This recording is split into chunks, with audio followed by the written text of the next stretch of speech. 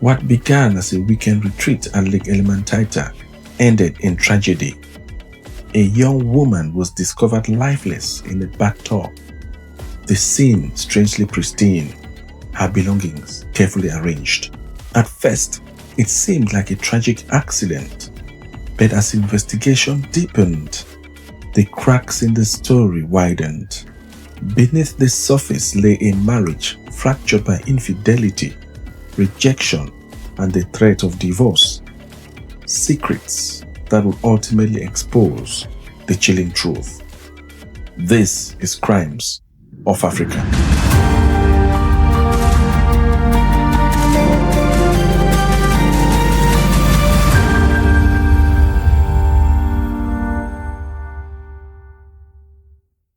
Hello and welcome to another episode of Crimes of Africa. Today's story takes us to Kenya's Rift Valley, to Jarakanda, Lake Elementaita Lodge, a place of beauty and serenity where tourists go to escape and unwind. But in July 2017, behind the closed doors of room 17, serenity turned to suspicion, and a family's love story became the scene of a crime that shocked the nation. Rhoda Mumbi was born on May 28, 1983, the youngest of three siblings. Intelligent, ambitious, and deeply family-oriented, she carried a warmth that drew people to her. Friends and relatives often described her as a woman who could balance grace with determination, the kind of person who seemed destined for happiness and success. This girl was a gem. The sister I wouldn't even be able to understand or even to explain what kind of a sister she was. She was a lovely girl. She was our last born sister. Her life changed when she met Nicholas Koski while on internship at the United Nations. She admired his charisma and ambition. He was captivated by her charm and gentleness. From their first meeting, sparks flew. Their chemistry was undeniable, and what began as a promising friendship soon blossomed into a whirlwind romance. By 2012, they were married. They would go on to have two lovely children, a daughter in July 2012 and a son in November 2014. To the outside world, the Koskis appeared to be the perfect UN power couple. Nicholas building a career within UNICEF and later UNOPS. Rhoda, the devoted housewife and mother. On Instagram, Nicholas even flaunted the image of wealth and success, styling himself on the hashtags like the millionaire, rich farmers of Instagram. But behind the glossy photos and professional accolades, their marriage harbored cracks. From the very beginning, Nicholas' family disapproved of the union. Their objection was not personal, but ethnic. Rhoda was from a different community, and that cultural barrier would soon become a thorn that never healed. Rhoda knew she wasn't fully embraced, and whispers of resentment lingered in the background of their marriage. As the years went by, Nicholas' attention strayed. He was often absent from home, and rumors swirled of other women. On Valentine's Day 2017, when most couples celebrated love, Nicholas spent the day with another woman instead of his wife. Rhoda found out, and it cut deep. The WhatsApp conversation she shared with her close friend Mose revealed a woman who felt betrayed and exhausted. She no longer trusted her husband. For the first time, she considered the unthinkable: divorce. Sensing her discontent and perhaps fearing he was losing her, Nicholas suggested a short getaway to Jarakanda Lodge in Kiambu.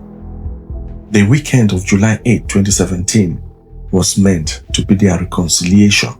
He even booked a room with a bathtub, insisting on it despite other options. On July 7th, Nicholas and Rhoda dropped off their children with her sister. explaining that they were going for a romantic weekend to celebrate his upcoming 36th birthday. Perhaps she thought time away together could heal the wounds. On the afternoon of July 8, the couple checked in at 3:20 p.m. They settled into room 17 near the reception area. Staff recall seeing them together around the pool later that afternoon. Nicholas with 2 beers and Rhoda sipping ginger tea. When he checked in, he requested for a room with a bathtub, and that was provided. Then, after checking in, they took some time in the room, then came down for a cup of tea and a beer. They sat by the poolside, then later went to the room for a shower. They appeared relaxed, almost like the ideal couple, trying to rekindle love. By 6:45 p.m., they had moved to the terrace, chatting and enjoying the cool evening breeze. That was the last time lodge staff saw Rhoda alive. Later that night, Nicholas appeared at reception. He was sweating, panting, dressed in jeans and slip-ons. He told staff he had just returned from jogging. Strangely, his behavior seemed off, restless and unfocused. He claimed he had tried calling Rhoda from outside, but she wasn't answering. Concerned, he requested a spare key from the receptionist. Security guard Damas accompanied him back to the room. Eventually, he was taken to the front desk where he was given a security guard who came with him with an extra key, and they came and opened the room, and only to find what had happened. When the door was opened, the guard saw Rhoda's lifeless body in the bathtub. She was unclothed, her undergarment neatly folded to the side. The water was clear, no soap bubbles, no disturbance. Odd for a bath. The bathroom floor and mat were completely dry. Surprisingly, Nicholas didn't rush to her aid. Instead, he fell to his knees in a dramatic gesture, peeking into the bathroom without approaching his wife's body. Moments later, he was pacing, lying on the bed and even scrolling on his phone. To some, it looked less like a shock and more like a performance. But there was more. Beside the tub sat a half-empty bottle of Baileys and a glass, as though Rhoda had been drinking before slipping into the bath. Nicholas later claimed she had surely ingested pills and drowned, suggesting that his wife was struggling with substance use and alcohol. On July 11th, a post-mortem was conducted. The findings shattered the drowning narrative. Rhoda had died of asphyxia due to mechanical strangulation. Post-mortem came out that Rhoda died out of mechanical strangulation and stuffing. There was no alcohol, no drugs, and no toxins in her body. What at first seems like a tragic accident now bore all the hallmarks of homicide. It was a weekend that we hoped to enjoy with the family. Unfortunately, it turned out to be the way it went. As investigators began piecing events together, inconsistencies emerged. Nicholas claimed he had been jogging, yet he was sweating and panting while dressed in jeans and slip-ons. The bathroom sink did not align with drowning. The floor and the mat were completely dry, and the water in the tub was clear and undisturbed. A half-empty bottle of Baileys and a glass had been found near the tub, but toxicology reports confirmed there was no alcohol in Rhoda's system. Nicholas had a fresh injury near his eye, which investigators believe was sustained while Rhoda fought back against her attacker. The bedroom showed signs of disturbance, leading investigators to suspect that Rhoda may have been attacked there first and then moved to the bathtub to stage the scene. Most troubling of all was Nicholas' social media activity. On the very day of Rhoda's death, he posted his first ever Instagram story, a photo of his wife with the caption RIP.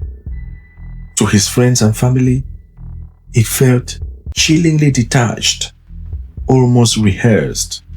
Yeah, we started wondering how people who have been very close to me and who looked to be very close to each other, how they can end up in this kind of circumstance. He did not inform Rhoda's family until 2 a.m. And when he did, he delegated the painful task of breaking the news to a cousin. The brothers to the husband and one of my nephews, 2 nephews came and woke me early in the morning and reported me to the incident that Rhoda has fallen off the bathroom and he has been pinned to the back head and she collapsed. That's only the story I received that morning. On July 18th, 2017, Nicholas was arrested. But in Kenya's flawed justice system, things really moved swiftly. Within 2 weeks, he was free on bail. He even feigned insanity at one point, telling authorities, "I killed my wife for love." Later, he spread false claims that Rhoda had died of cancer. To the outside world, he attempted to rewrite the narrative, but investigators pressed on. A reconstruction of the night revealed darker truths. Nicholas had searched his phone days before the trip. Methods of strangulation, drowning, and injecting drugs were found on his search history. He had staged the Bailey's bottle and glass. He attempted to influence the autopsy doctor through Rhoda's cousin, Dr. Misheni, asking if the report could be adjusted. He tried to paint Rhoda as a drug abuser, claiming he found a syringe near her body and disposed of it. No such syringe was ever recovered. Every attempt at a cover-up only deepened suspicion. The case stalled for years. Delays, corruption, incompetence.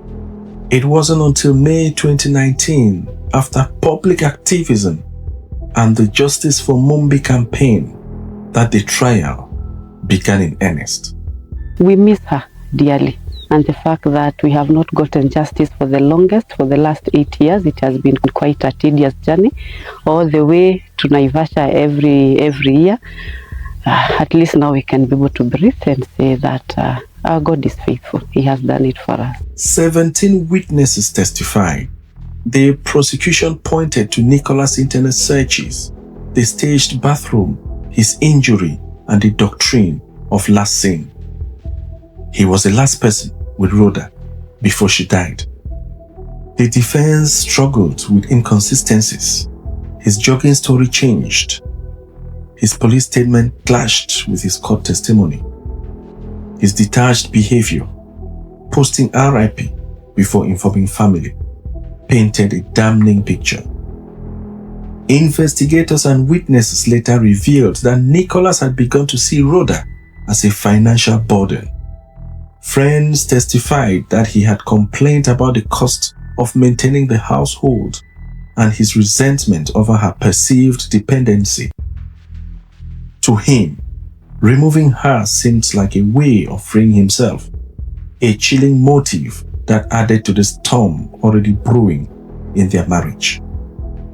On March 4, 2025, after nearly 8 years of delays, the Naivasha High Court delivered its verdict. Justice Richard Mwongo found Nicholas Koski guilty of murdering his wife under the Penal Code sections of 203 and 204. On March 27, 2025, Nicholas was sentenced to 30 years in prison. Justice was finally served. What began as a love story between two young UN professionals ended in tragedy. Rhoda, the bright and loving mother of two, lost her life in the hands of the very man who had promised to protect her. Nicholas Koski had tried to craft a facade of wealth, success, and love. But beneath it lay betrayal, manipulation, and untimely murder. Justice, though delayed, had finally prevailed. Thank you for joining us for this episode of Crimes of Africa. Until next time, remember that not every danger hides in the shadows. Sometimes it wears the face of the people we love.